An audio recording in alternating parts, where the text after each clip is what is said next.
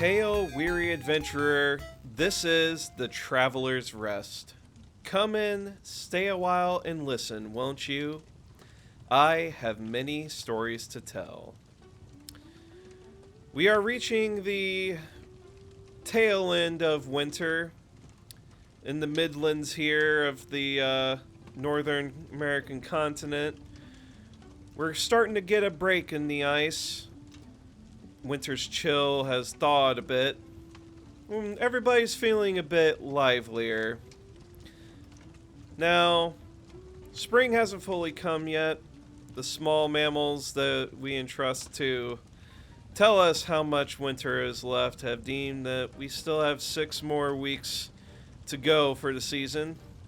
So who knows, maybe once spring has fully sprung, we'll see another visit of ice and snow upon us. Not an uncommon thing to happen in these midland parts, but it is one that has happened. Now, today as I sit here sipping on some mulled cider by the fire, listening to a nice jaunty tune on the wonderful hurdy-gurdy, we get ourselves a nice little thoughtful mood going. And there is something that I've wondered about. Why are we so obsessed with things of high quality? And what about the art of embracing bad things? Now, when I say bad, I don't just mean negative things. I don't mean things that hurt. I mean bad in the mediocre way, you know? Mediocrity, it can be aggressive, and it can also be just as forgettable. And as I've thought on this, yeah, it does make sense. It does make sense why we would be obsessed with high quality things as a society. Otherwise, you know, how are we going to fairly get ourselves goods and services? How else are we going to vet that the things that we purchase and take care of and maintain are going to last for the full value of what they're worth? But I'm thinking of this more in the tense of mediocrity, badness in media, and the arts. That's a pretty harmless thing to be bad at, be mediocre at.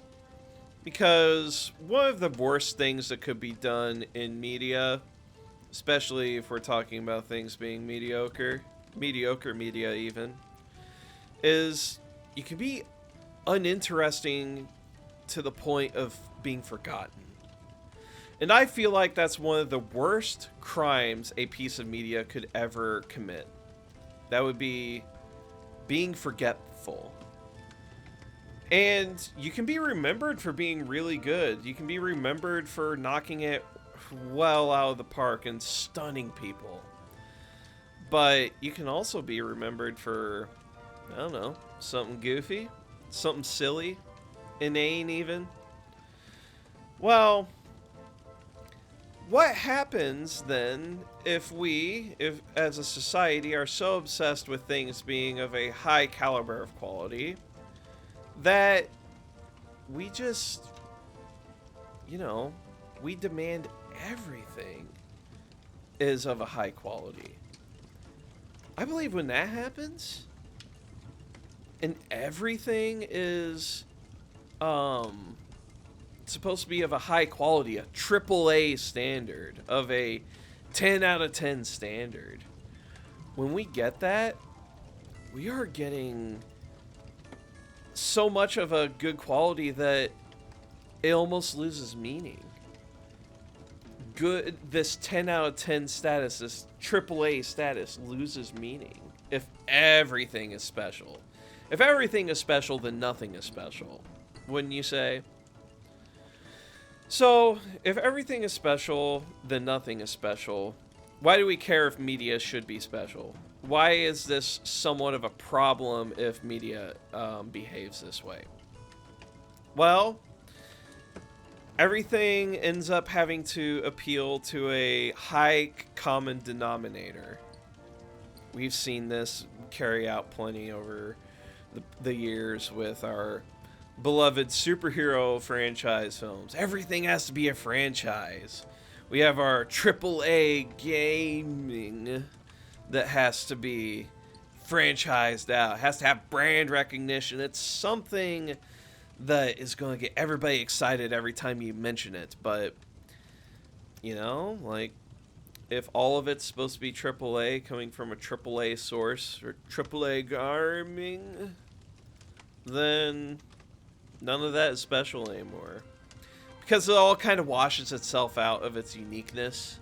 Because it washes itself out of those imperfections that make it notable. So that's what problem I have with everything having to be such a high quality in media. And it's true. Our time is precious. We have a finite amount of it. We kind of hate it if we have to spend it all, right? Why should we spend it all on things that we don't necessarily care about? Well, I challenge you with this. Why don't we spend it on things that really, really are interesting, that get us thinking, that get us to scratch our heads, you know? We need to scratch our heads. We need to be wowed. We need to be pulled out of our, like, stupor of weird things where we're like, oh, I'm just tripping through. I'm not really activated about something. Well, when you watch something that's aggressively mediocre and maybe it has that little bit of charm because it has that one piece to it. The story is trying to tell a story that you feel like you haven't seen a whole lot of or that you're craving to see more of. And that's extremely valid as well. Those are the things that we get excited about. What are those things, dear traveler, that get you excited in the stories that you tell, the stories that you listen to, the stories that you read? What are those exciting things? What are those things that excite you? And even though it comes from things that might be perceived as bad. Now, in some circles of folks, yeah, it could be a dirty word to say that you like things like the Eastern arts of anime, or manga, or visual novels, or light novels even. But who cares? You love it. You're spending your finite time on Earth loving something that some folks may poo-poo on. But you need to know, you need to nurture yourself in that way. So we have our things that we like. Oh, look at that. Playing levels 50. That's pretty cool. So if we are consuming media, we're spending our limited time doing this. What are the things that get us excited about media that people might otherwise look over? Well, I feel like that with everything having to be at a high common denominator to be accepted by the highest level of audience that it could attract, I think that ends up making things feel flat, and they lose their character. They lose their uniqueness. So, what are the weird things? What's the things that someone dared to do in a game or in a movie or in a story that was told, right? I say embrace those elements of weird, those elements of character, because those are the things you will remember. You will remember the weird. You will remember that little detail that jumped out at you as like, oh, hey. Wow, that's pretty amazing, isn't it? Well, there's another aspect to embracing weird or bad or mediocre things. Sometimes when something is considered bad or mediocre, it can be polarizing. Polarizing, and like some people would just be like, "Oh my god, just what are you doing watching that? Like, don't you want to spend your time doing something else?" The message in that story or that arc was just completely off. And you have that challenge, right? That challenge, that polarizing. And because you love it, because you feel passion for it, you don't go, whoa, whoa, whoa, whoa, hold on. Back up, my friend. What are you getting all upset for? You're obviously missing the point of the story. You're obviously missing the message that was trying to be told in a character's arc for something. Whenever you're talking about media this way, when something is polarizing, that means it makes you think. Media making you think critically about why you like it, or making you think critically about something that it was trying to tell, is a very, very good thing, and that is worth remembering, because it activated you, or it have activated you when someone else brought up a challenge to liking it, right?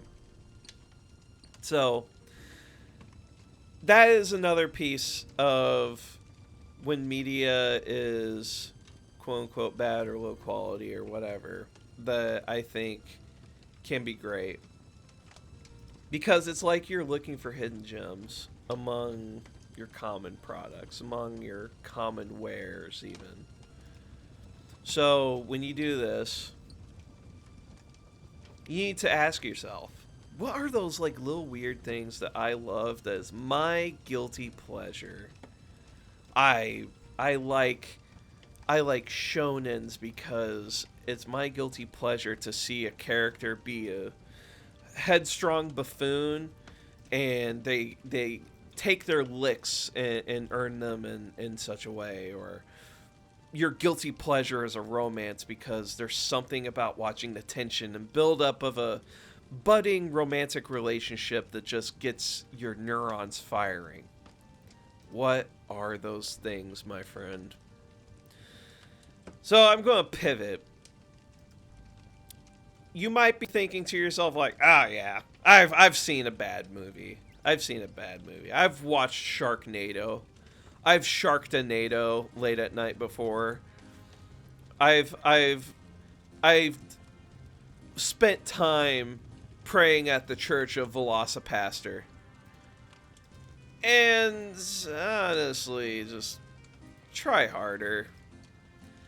That's not what I'm talking about when I say something is bad or mediocre. Those kinds of stories, those kinds of movies and media, those things are bad on purpose. And you know what? That just doesn't cut it. That really, really doesn't cut it for me. Because if it's almost like the person's in on the joke. If they're in on the joke like that, where is the actual character coming from? It's almost cynical, if you ask me. So, no. You haven't watched a real bad movie. The real bad movies are things like The Room by the illustrious Tommy Wiseau. And perhaps you've heard of Neil Breen. No more books. No more books. No more books. I love Neil Breen. I have a lot of respect for Neil Breen. And I will also admit that none of his films are amazing. If they're not, they are silly, silly films. But man, Neil Breen has the balls, no, tungsten nuts, to get out there, put time and energy and creativity into making a into making a library of films that he's going to be remembered by for a long, long time. And there's a common thread between creators like Neil Breen, Tommy Wiseau, and even the creator of the Troll 2 movie, is that they thought what they were making was a masterpiece, or, it was something that was up to par that they wanted to put out into the world and put their energy into. And when you get that, you get true creative magic getting distilled into something that is admittedly baffling, that is admittedly like, ugh, who would think of such a thing, right? Why would you do this? Couldn't you have seen that this may not have been the best idea? But there's a level of confidence that is just purely admirable for creators like that. And as I said, one of the worst things that could happen in media is that you make a piece of media that is forgotten or forgettable because it just didn't have any of that character. I also think of another case where we have seen media go to the wayside where it had something weird with it, and then it got quote-unquote cleaned up. It got the AAA treatment. It got the 10 out of 10 blockbuster treatment. Star Wars. Star Wars, the prequels, were definitely goofy and weird and just a mess in different respects. And compared to the original trilogy, George Lucas just wasn't told no. Because at that point, film industry trying to manufacture a product. And when that product is manufactured, you don't want to get in the way of somebody who had made it. There's, for some reason, like hold on, just let George Lucas do his thing. Just let George Lucas pump out a script, and it'll be magic, just like the original trilogy. Well, when that happened, nobody told him no, nobody challenged him, nobody made him actually exercise some creative thought to try and make his works better. And when that happened, you've seen it. You've seen Star Wars, probably. You've seen the prequels. They are very goofy. And for a while there, people were ripping it apart. They're like, this is bad. This is mediocre. This doesn't live up to the standard of the original Star Wars trilogy. Well, no, it didn't. You're right. Yeah. It was subpar. Dialogue was messy. Dialogue was downright goofy, actually. Well, in my opinion, it's the senators and the Jedi who are wrong. That one could have used some workshopping. Let's be honest. But we remembered it. And we remembered how goofy the cartoon rabbit Jar Jar Binks was, because nobody asked for it. And then the advent of the newest Star Wars trilogy happened, and we were all very much... what's the best way to describe that? We were very much shown just how cynical a industry can treat creative property, and those new sequels are just so devoid of soul. They are so devoid of the weird drippy splotches of imperfection that made us remember the characterization, remember the fun that came with the weird things that made the Star Wars prequels. It got washed of everything that made it unique. And now, for me at least, like, Star Wars is just, it's insufferable. I can't stand it anymore. And it's not because, like, oh, the old Star Wars, I want it to be like that. It's just, no. It has to be a triple A blockbuster product, and that means it has to appeal to the widest common denominator possible of people. And that just robs it of everything that might be risky, robs it of everything that might make it just a little stinky, if you ask me. So yeah, I just believe that there are things that come out of subpar non-AAA things, because I feel like those kinds of artworks, those kinds of media take more risks, and they do the things that make them stand out as a proper, oh my gosh, like, why would you do such a thing? Because that's goofy. So some of my favorite examples of these kinds of movies and games definitely lies in, like, the canon films era.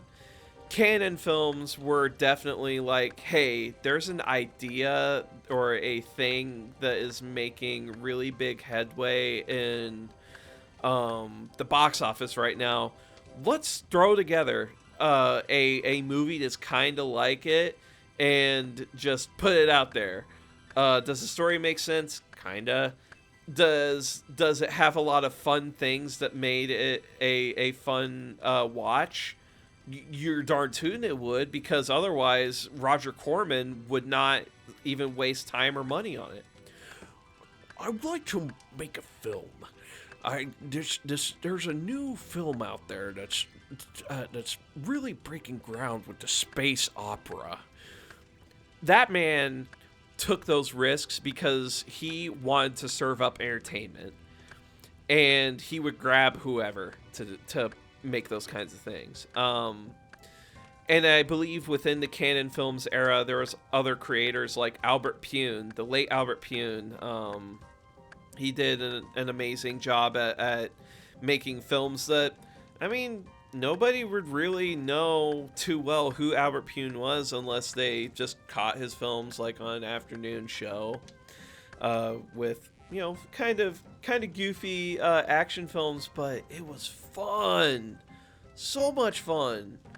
Other canon films that were just pure fun, even though they were crap, is... My personal favorite is Jean-Claude Van Damme in Bloodsport, and all the faces that he made. That is Jean-Claude Van Damme just mugging at the camera and yelling in the last 15 to 20 minutes of that film. It is wonderful. And we remember it. And I feel like in today's environment, it's today's, like, film studio landscape, the only way to make a film even close to being like that, you just have to do it as an indie project, because no studio would want to put that kind of time and money into something so risky. Because the risk lies in the goofy imperfections and the things that are quote-unquote bad. It's baffling. Absolutely baffling. For me, I'm also unapologetically a Godzilla fan. That is not a series of quote-unquote good films. The original film is... Godzilla is a metaphor for something that that man is being faced with. When it originally came out, it was about nuclear warheads and nuclear weapons and nuclear power. Godzilla represents it. Godzilla comes out of the ocean and starts destroying Tokyo. Discuss Godzilla, please. Because that is the metaphor. Godzilla as a metaphor is perfect art and high quality. That's 10 out of 10 blockbuster material. That is when Godzilla is done best and done right. And That's fine. It has that place. But then you have like all of the other Godzilla spin-off stuff from Toho, I believe. The Toho studios and those films that were created. Those, I mean, I ate that shit up as a kid. It's so fun because you got people in their rubber suits. They're doing creative things with their rubber suits and trying to pull off stunts and effects that really sell like a monster fight or whatever. And that is something that I thoroughly enjoy because it's that's what it's all about. It's all about the monster fight. We all know, anybody who's a Godzilla fan knows that anything with the people in it is more of an obligation and a formality rather than having any weight. Because in the good Godzilla films where Godzilla is a metaphor for something, that's where the people come into play because that is man's place in that film. But when you get your monster mash going and you have a film where people are trying to cower from the monster of the week and everything, that is pure monster mash crap that I love, and I just eat it up, especially when it's hot and ready. Godzilla versus oh no, am I blanking on the name? Oh man. Godzilla versus Destroya. Yeah. Godzilla versus Destroya is so good for one of these subpar Godzillas. It involves Godzilla, a youngster Godzilla that's supposed to be like Godzilla's like offspring, and it gets killed by the Destroya beasts. And then the Godzilla Senior comes out and he's just radiating with energy, and he's like near end of life or whatever for however Godzilla species ecology stuff works. And it's doing these really weird things with like body horror and Godzilla, and like Godzilla for some reason as like a giant lizard cares that his baby got iced by these crab creatures. Like, that's kitschy, but I love it because it's like, oh, you gotta have Godzilla as a character in those. He has to be because he's always the hero in some roundabout way. And then on top of that, you have this weird like transitive property of how the Godzilla power or whatever gets transferred or gets dispersed, because Godzilla melts down in a roundabout way at the end of the movie, and then somehow all of that excess radiation gets reabsorbed by the dead Godzilla's child and spares Tokyo just in the nick of time. But guess what? Because Godzilla Senior died, all that power went to the young Godzilla, and he stands up from the smoke, and he's all big and buff and chunky, and we love it. We cheer at the end of the film because it's Godzilla. And I just spent an unreasonable amount of time talking up Godzilla in this segment. But this is what I mean when you have things that aren't necessarily 10 out of 10 blockbuster AAA or whatever. This is great. I'll touch on games for a little bit too, where you might have a game that's like, it didn't make waves, it didn't break ground. For me, Code Vein is a guilty pleasure because it does a lot of silly anime tropes, and there are characters in it that I just like because they are kind of ridiculous. They're heightened, they're exaggerated.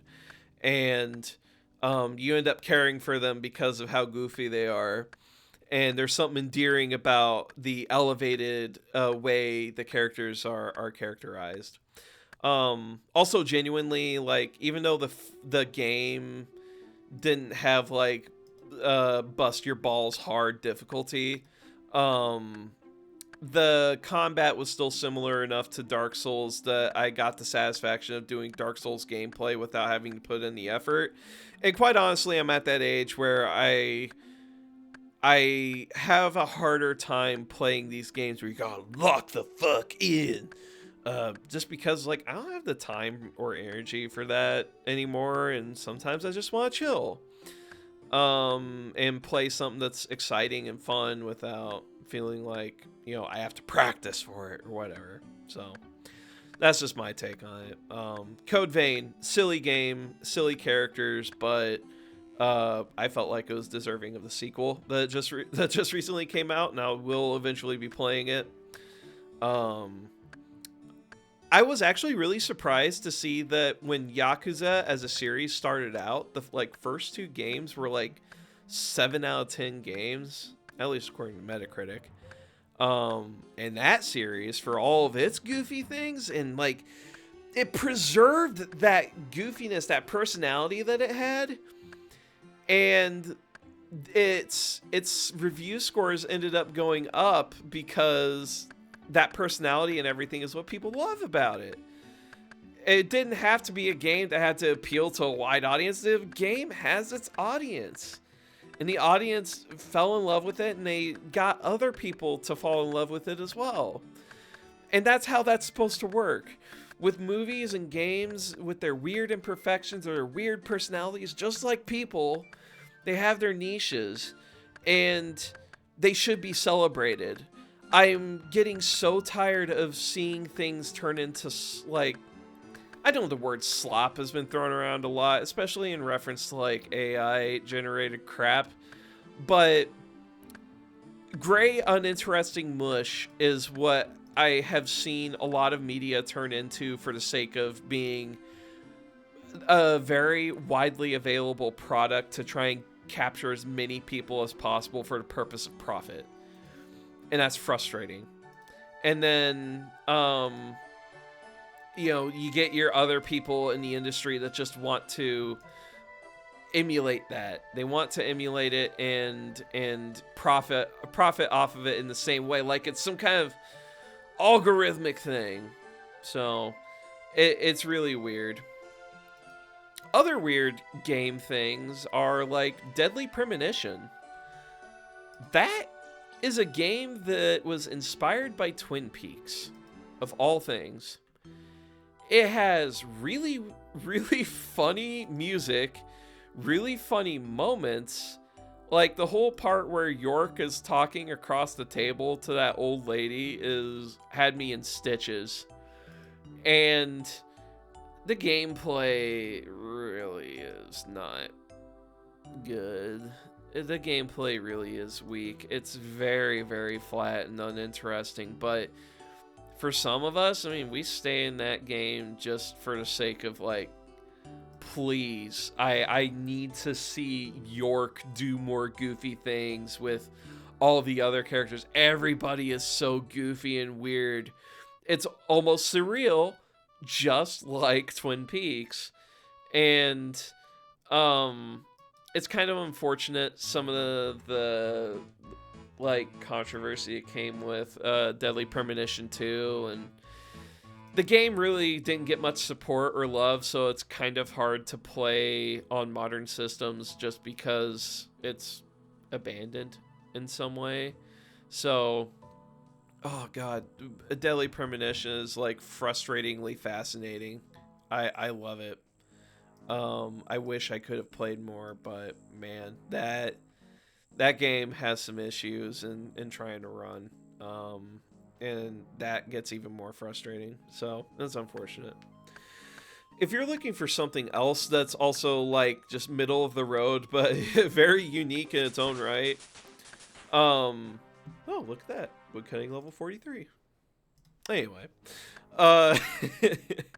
Tormented Souls is a game that tried to take a stab at the Silent Hill formula, and the voice acting in it is so cheap that staying along for the awkward voice acting is worth it in its own right. um, the main character is aggressively Canadian, and I think some of the other side characters are too. But like, the character design's really nice. You remember the girl in her like leather jacket and stuff. I forgot her name. Maybe it was Rose. I don't know. But like, it did stuff that made its own personality, and it kind of felt like, oh, it's like a cross between, at least like visually, it's a cross between Resident Evil and Silent Hill, and did its own things with it, with that idea. So very cool. And that also recently got a sequel, somewhat delayed, but because it had its cult following, it had enough of its own personality that people kept following it, people kept buying it. And because it's not like a big blockbuster thing where you gotta sink all of this money into marketing and advertising and getting top-notch voice actors and mocap and all this other stuff, you were able to have a game continue and be made at a reasonable budget and mid-budget. That's why I've heard Jay on Red Letter Media call it. It's like, you have mid-budget films, mid-budget games. They know what they're doing. They're taking a stab at a genre or something that you don't have to break new ground necessarily in an established genre. If you do a genre well and put enough of your own personality into it, people are going to remember. So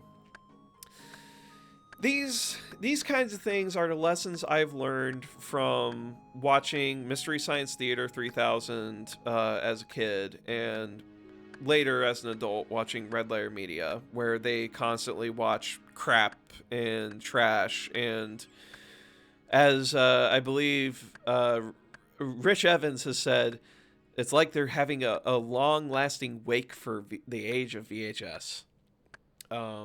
And you end up finding things. They're experts at trying to be like, I think I see what the creator was trying to go for with this storytelling, but they didn't quite make it right. But it's also so awkward because you remember some of these episodes because of how like batshit they handled one thing or another. So I like to look at video games and storytelling through video games with a similar lens, and hence me bringing up the games that I did. Really, really, really good stuff. I think we need to celebrate the middle of the road, the thing that took risks but didn't necessarily make waves, because they're thought provoking. They're sometimes inspiring too. They might push you to be like, oh, hey, I had an idea with that. That's kind of like my idea or something. Or you watch them and you're just inspired by pure spite, and you're like, wow, this was so bad. I can write a story like this better. And then lo and behold, a creator is born. And someone took an idea and they made a successful version of an idea that may not have been very well thought out or poorly executed in some other media. So, yeah, I can't believe I am sitting here being like, man, I really wish they did something interesting with another property. Oh, yep. It's another AAA game. It's another doing it this way. Nothing new has been done because they're trying to profit off of a thing that's been done to death already. So that's what we get.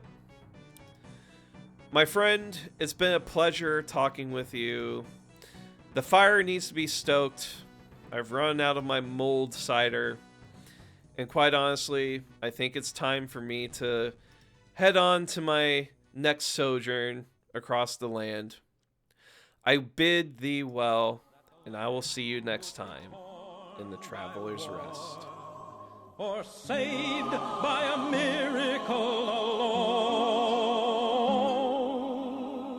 alone, and that